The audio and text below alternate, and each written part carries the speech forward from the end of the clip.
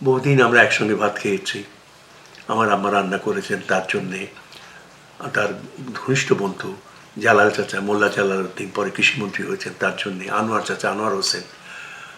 আমার কাছে রাধিকা আমার বাসা ক্লিনে থাকতেন, আমাদের বাসা ছিলেন 54 বোধ হয় 54-এর গোড়ার দিকেই বোধহয় চলে এসেছিলাম, মনে পড়ছে না। তো তাকে চিনি তো একেবারে ছোটোবেলার থেকে চিনি তাকে, এবং আমি তাকে একটা চিনি একটা আদর্শ হিসেবে, অনাপসী মানুষ হিসেবে। একটি মানুষ একটি লক্ষ্যে নিজের জীবনকে পরিচালিত করেছেন, স্বপ্ন দেখেছেন, স্বপ্ন দেখিয়েছেন, স্বপ্নকে প্রতিষ্ঠিত করেছেন। তার নাম শেখ মুজিবুর রহমান। কি পাইনি তার কাছে?